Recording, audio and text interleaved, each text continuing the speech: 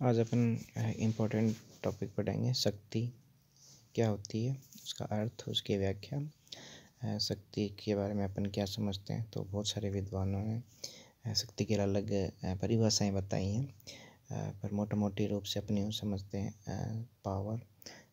तो शक्ति अगर अपनी यूँ देखें तो केवल कोई शारीरिक बल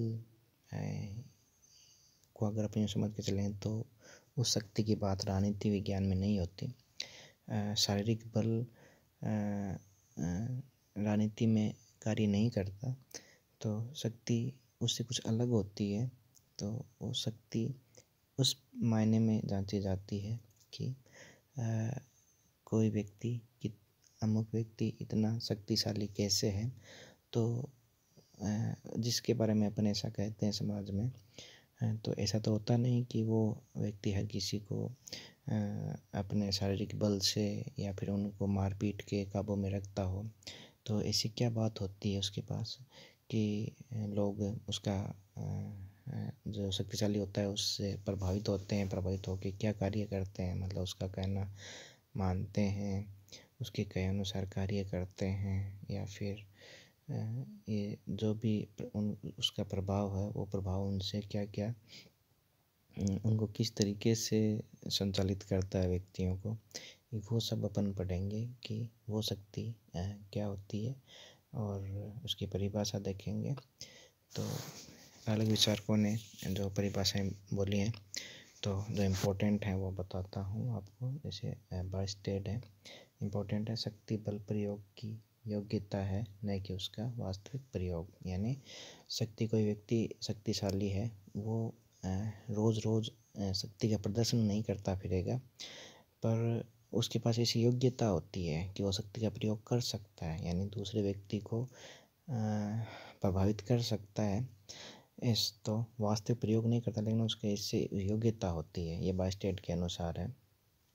दूसरा अपन देखेंगे मॉर्गेनथौ नाम से जो विचारक हैं कि शक्ति का प्रयोग करने वालों तथा उनके बीच जिन पर इसे लागू किया जा रहा है एक मनोवैज्ञानिक संबंध होता है। यानी जो प्रयोग करते हैं और जिस पर प्रयोग की जा रही है उनके बीच में एक मनोवैज्ञानिक संबंध होता है। क्या होता है कि शक्ति में प्रत्येक वह वस्तु सम्मिलित है जिसके माध्यम से व्यक्तियों पर नियंत्रण स्थापित किया जाता है तथा उसे बनाए रखा जाता है। तो राजनीति विज्ञान में शक्ति का मतलब कोई जोर जबरदस्ती नहीं है, पर फिर भी लोगों को नियंत्रित किया जाता है शक्ति के द्वारा और उसे बनाए भी रखा जाता है। तो ये दो इम्पोर्टेंट परिभाषाएं थी। इसके बाद में अपन देखते हैं कि जो ऑर्गेन्स की थे उनके अनुसार शक्ति दूसरे के आचरण को अपने लक्ष्य के अनुसार प्रभावित करने की क्षमता है। यानी अगर व्यक्ति कोई शक्तिशाली है तो उसका जैसा सोचना है, उसका जैसा कहना है, उसके अनुरूप दूसरे लोग कार्य करते हैं, न कि दूसरे लोगों के कहे अनुरूप वह प्रभावित होकर या फिर बदल कर अपनी मानसिकता खुद वैसा कार्य करता है। तो ऐसा नहीं होता। शक्तिशाली व्यक्ति वह होता है जो दूसरे के आचरण को अपने लक्ष्यों के अनुसार, जैसा वो चाहता है, जैसा वो करना चाहता है, चाहे किसी दिन विशेष को जो करना चाहता है या फिर आगे चल के अगले वर्षों में जो करना चाहता है, उस अनुरूप लोग उससे जुड़ जाते हैं, उससे प्रभावित होते हैं। ऐसी क्षमता जिसमें होती है वो व्यक्ति शक्तिशाली कहलाता है। तो मुख्यतः ये तीन बड़े विचारक इन्होंने शक्ति को प्रभाव प्रक्रिया के रूप में ही परिभाषित किया, यानी दूसरे को प्रभावित किया जाता है शक्ति के द्वारा। तो शक्ति का उपयोग करते हुए दूसरों की नीतियों और कार्यों को प्रभावित किया जाता है, और इस प्रक्रिया में दोनों पक्षों के बीच घनिष्ठ संबंध रहता है। तो अपन देख चुके हैं। तो राजनीति विज्ञान में प्रभाव से मतलब होता है, न कि शारीरिक बल से मतलब होता है। तो शक्ति को प्रभाव का पर्यायवाची माना जाता है, ये सामान्यतः।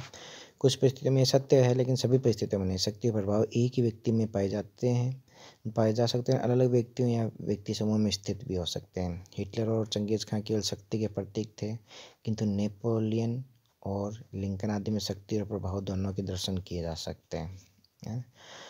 तो क्योंकि नेपोलियन और जो अब्राहम लिंकन थे वो बहुत ज़्यादा प्रभावशाली थे, उनके अंदर शक्ति भी थी और उनका प्रभाव भी ज़्यादा था, जबकि हिटलर और चंगेज़ खां केवल शक्ति के प्रतीक थे। दोनों ये चारों ही लोग अपने अनुरूप लोगों को परिवर्तित कर पाए अपने लक्ष्यों के अनुरूप, लेकिन दोनों चारों के अलग अलग वजह रही हैं इसमें।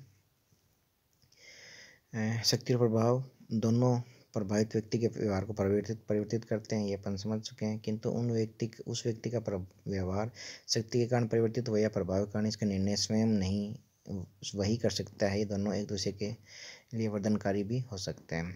तो शक्ति मानव जीवन का एक सरल तत्व होने के स्थान पर बहुत अधिक जटिल और बहुपक्षीय तत्व है। यानी कैसे अपने को समझ में आ रहा है कि आखिर कोई व्यक्ति दूसरे से प्रभावित होकर, प्रभावित मतलब इस सेंस में प्रभावित होकर, जैसे कि अपन किसी व्यक्ति, जैसे टीचर हैं, टीचर स्टूडेंट पे शक्ति का प्रयोग नहीं करते हैं, है ना, लेकिन उनका प्रभाव होता है स्टूडेंट्स पे। पर स्टूडेंट्स टीचर के कहे अनुसार कार्य करते हैं, अपने दिन में होमवर्क करना हो या फिर उनके कहने से कोई और कार्य करना हो, उन सब से स्टूडेंट्स का जो क्रियाविधि है या फिर उन क्रियाकलाप हैं वो परिवर्तित होते हैं। तो लेकिन यहाँ पे अपन देखने को मिलते हैं कि टीचर के प्रभाव की वजह से वो परिवर्तित कर पाए हैं, जबकि शक्तिशाली व्यक्ति जो होते हैं, जिनकी शक्ति जो परिवर्तित कर पाते हैं, जैसे कि अपन यूँ देखें कि यूनिवर्सिटी के रूल्स मान लें, या फिर आप कॉलेज के यूँ मानें कि कॉलेज में जो क्लर्क होते हैं, क्लर्क के कहने के अकॉर्डिंग भी स्टूडेंट वैसा करते हैं। हालांकि वो मजबूर होते हैं, बहुत बड़ा सेंस उसमें मजबूर होना है, लेकिन अपन ये देखते हैं कि क्लर्क अगर कहता है कोई कार्य कि आपको इसमें ये नहीं मिल सकता, ये आपको ये करना होगा, आपको ये रिपोर्ट जमा करानी होगी, तब भी स्टूडेंट करते हैं, और टीचर कहते हैं तब भी करते हैं। पर दोनों की वजह अलग होती है। टीचर से अपन समझ सकते हैं कि प्रभाव वाला तत्व ज़्यादा है, जबकि क्लर्क वाले में शक्ति वाला तत्व अपने को ज़्यादा दिखता है। वो शक्ति वो रूल्स या रेगुलेशन की मान लो, या किसी भी वजह से उनमें वो शक्ति होती है कि उसके वो कहे अनुसार लोग अपने व्यवहार को परिवर्तित करते हैं। तो बहुत ही जटिल तत्व है शक्ति। जैसे उदाहरण के लिए कहा जा सकता है प्रधानमंत्री की मंत्रिमंडल पर कुछ शक्तियाँ हैं, तो ये कथन पूर्णतः निरर्थक न होते हुए बहुत अधिक उपयोगी नहीं है। शक्ति का सही रूप जानने के लिए अनेक बातों का उल्लेख करना होगा। जैसे प्रधानमंत्री की शक्ति का सही रूप जानने के लिए शक्ति का स्रोत क्या है, प्रधानमंत्री इतना पावरफुल क्यों है, उसका सेक्टर क्या है, उसका आधार क्या है, मंत्रिमंडल पर उसकी शक्ति का प्रयोग करने के लिए प्रधानमंत्री द्वारा कौन कौन से साधन अपनाए जाते हैं। तो ऐसे सारी चीज़ें हैं कि शक्ति एक जटिल तत्व बन जाती है। आखिर कोई व्यक्ति शक्तिशाली कैसे बनता है। तो निष्कर्ष रूप में 3 बातें कही जा सकती हैं कि राजनीतिक शक्ति धारण करने वालों में उच्च अधीनस्थ संबंध प्रकट होना आवश्यक है। एक उच्च होगा, बाकी अधीनस्थ होंगे उसके, ये संबंध दिखना चाहिए, तभी वो शक्तिशाली होगा। दूसरा, राजनीतिक शक्ति का प्रयोग अंततोगत्वा सामान्यतः जनता पर ही होता है, और उसे जनता को सामान्यतः सत्ता का प्रयोग करने वालों की बात माननी होती है। और तीसरी क्या है, राजनीतिक शक्ति मनोवैज्ञानिक संबंध प्रकट करती है, न कि भौतिक संबंध। यानी कोई मारपीट करके किसी से अपने कार्य नहीं करवाता है, मनोवैज्ञानिक ही है, उसके कहने अनुसार अपने आप से ही लोग उसका कार्य करते हैं। तो ये 3 चीज़ें अपने को साफ दिखने को मिलती हैं। उसके अलावा शक्ति क्या है, ये बहुत ही कन्फ्यूजिंग सा है मैटर है, लेकिन 3 चीज़ें ज़रूर अपने को देखने को मिलती हैं। जहाँ ये 3 चीज़ें होती हैं वहीं शक्ति का प्रयोग होता हुआ दिखता है। यानी पहला, उच्च और अधीन होते हैं, कोई उच्च होता है, कोई अधीन होता है। दूसरा है कि सामान्यतः जनता अधीन होती है, वो उसका कहना मान रही होती है। और तीसरा है कि मनोवैज्ञानिक होता है, ये कोई भौतिक यानी कोई कोड के डर से ये कार्य नहीं किए जाते। अब शक्ति के अपन स्रोत देखेंगे कि शक्ति जो जटिल चीज़ है उसके क्या क्या स्रोत हो सकते हैं। यानी क्या केवल कोई ऐसी एक चीज़ नहीं है, कोई पारस मणि नहीं है कि उसको वो जिसके पास होगी वही शक्तिशाली होगा, नहीं। बहुत सारी चीज़ें, बहुत सारे क्षेत्र या फिर तत्व हैं जो शक्तिशाली बनाने में सहायक बनते हैं। तो अपन देखेंगे कि वो स्रोत कौन कौन से हैं जिनको पाकर कोई शक्तिशाली बन सकता है। तो पहला है ज्ञान। यानी शक्ति का प्रथम स्रोत ज्ञान है। ज्ञान अपने साधारण अर्थ में व्यक्ति को अपने लक्ष्यों को पुनः प्रबंधित करने और मिलाने की योग्यता प्रदान करता है। ये अपने सामान्यतः समझते हैं ज्ञान में शक्ति है, किस वजह से, क्योंकि अपने आप में जिस व्यक्ति को शक्तिशाली होना होता है उसे ज्ञान होना ज़रूरी है। दूसरा, वो उस ज्ञान का प्रयोग करके भी दूसरों के ऊपर अपना नियंत्रण स्थापित करता है। तो इसके द्वारा जिसमें व्यक्ति के नेतृत्व गुण शामिल है, उसकी इच्छा शक्ति, उसकी सहन शक्ति, अपने आप को अभिव्यक्त करने की शक्ति आदि विभिन्न तत्व शक्ति के महत्वपूर्ण पहलू हैं। तो ज्ञान द्वारा व्यक्ति की अन्य विशेषताओं को इस प्रकार संचालित किया जा सकता है कि वे शक्ति का साधन बन सकें, यानी जो नेतृत्व गुण है ये शक्ति के साधन बन जाते हैं। तो ज्ञान अपने आप में शक्ति का साधन बनता है। दूसरा, स्रोत बनता है। दूसरा, प्राप्तियाँ, पोजेशंस, यानी आपके पास क्या है, कुछ ऐसी चीज़ें होती हैं, भौतिक सामग्रियाँ होती हैं जिनसे भी आप शक्तिशाली बनते हैं। तो ज्ञान के अलावा दूसरा, ज्ञान जो शक्ति का आंतरिक तत्व है, ये बाह्य स्रोत होते हैं। तो इसके अंदर क्या, जैसे भौतिक सामग्री, आप रुपये, पैसा, ज़मीन, जो भी आपके पास भवन जो भी होते हैं, वो भी आप शक्ति का साधन बनते हैं। इनका स्वामित्व है। तो एक व्यक्ति को समाज में प्राप्त स्थिति और स्तर आदि को निर्धारित करते हैं। एक बहुत बड़े ऊंचे घर या फिर बड़ी बिल्डिंग का जो भी मालिक होता है, तो उसके आसपास रहने वाले मजदूर टाइप के जो भी लोग होते हैं, वो बिना उसको जाने पहचाने ही दुआ सलाम करते हुए अपने को नज़र आते हैं। तो निश्चित रूप से जो पोजीशन है, प्राप्ति, संपत्तियां हैं, ये भी एक शक्ति का कार्य, स्रोत का कार्य करती हैं। तीसरा, संगठन। हाँ, संगठन एक राजनीतिक विज्ञान में बहुत बड़ा इम्पोर्टेंट शक्ति का स्रोत बनता है। संगठित होकर इंसान शक्तिशाली बना भी है, इस प्रकृति से लड़ गया। तो संगठन यानी बहुत सारे लोग जब आपस में जुड़ जाते हैं तो ये शक्ति का रूप ले लेते हैं। ये माना जाता है कि एक व्यक्ति दूसरे व्यक्ति पर शक्ति का प्रयोग नहीं कर सकता, अकेला व्यक्ति, अगर बाहुबल की शक्ति की बात करें।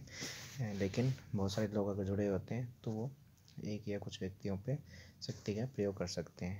चौथा, आकार को भी शक्ति का मान लिया जाता है, यानी अगर बहुत सारी संख्या में, यानी संगठन बहुत ही बड़ा संगठन हो तो उतनी ज़्यादा ही शक्ति बढ़ती जाती है। हालांकि बहुत बड़ा संगठन होने पे शक्ति कई बार कमज़ोर भी हो जाती है, जो बिखराव उसमें देखने को मिलता है। तो एक उचित आकार का संगठन शक्ति का स्रोत बनता है। अब अपन देखेंगे शक्ति के प्रकार। बहुत ही इम्पोर्टेंट इसमें टॉपिक का बनता है, शक्ति के प्रकार कितने हैं। तो मैक्स वेबर बहुत बड़े समाजशास्त्री रहे हैं। मैक्स वेबर के अनुसार शक्ति के उसने 3 प्रकार बताए कि इन 3 प्रकार की शक्ति अपने को देखने को मिलती हैं। तो शक्ति के बारे में अलग अलग परिभाषाएं मिलेंगी, शक्ति के बारे में अपने अलग अलग प्रकार बताने को मिलेंगे, लेकिन अपने को इम्पोर्टेंट है केवल एक ये पढ़ना है।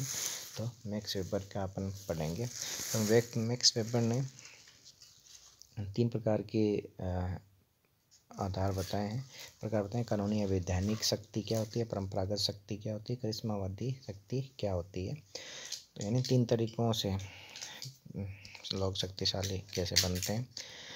तो पहला है, जब अधीनस्थ लोग शक्तिवान व्यक्तियों द्वारा निर्मित कानूनों, निर्देशों या डिक्रियों की वैधानिकता में विश्वास करते हैं, तो औचित्यपूर्ण शक्ति वैधानिक कहलाती है। यानी कानूनी रूप से, जैसे कि अपने जो भी अपन देखते हैं SDM, कलेक्टर वगैरह, जो भी अपने सरकारी कार्यालयों में अपने को देखने को मिलते हैं, उनके पास जो शक्ति होती है वो कानूनी शक्ति होती है। वो अपन उनको ये अपने पद पर अलग लोग बदलते भी रहते हैं, अपने को उनसे मतलब नहीं होता, लेकिन अपने को पता है कि इस पद पे या उस कुर्सी पे जो बैठा होता है जो भी व्यक्ति, उसका कहना अपने को नॉर्मली मानना पड़ता है।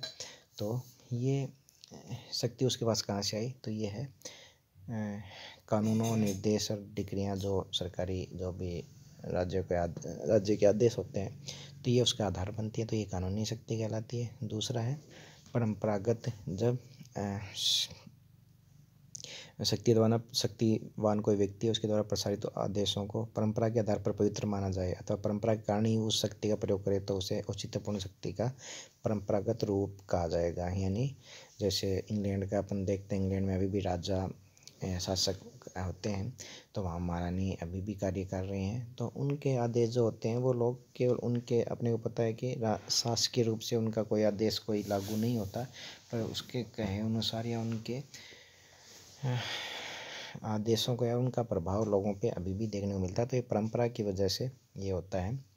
जैसे अपन ये देखते हैं कि अपने जो भी धार्मिक अनुष्ठान होते हैं, सब होते हैं, उनमें जो भी पंडित या फिर काजी मौलवी जो भी होते हैं, उनके जो आदेश होते हैं उस वक्त में लोगों द्वारा बिना कोई क्वेश्चन किए स्वीकार किए जाते हैं। तो ये परंपरागत स्रोत माने जा सकते हैं शक्ति के। तीसरे हैं करिश्मा जो आधार है। तो करिश्मावादी यानी जो चमत्कारिक होते हैं, तो वो चमत्कारिक लोग जिन कई ऐसे लोग होते हैं जिनका जो व्यक्तित्व है बहुत चमत्कारिक होता है, यानी उनका बात करने का तरीका, उनकी सोच या उनका जो भी कुछ ऐसे उनमें गुण होते हैं नेतृत्व के कि लोग उनका आंख मूंद के उनको स्वीकार करते हैं। तो जैसे पंडित नेहरू और इंदिरा गांधी करिश्माई नेतृत्व के रूप में माने जाते हैं।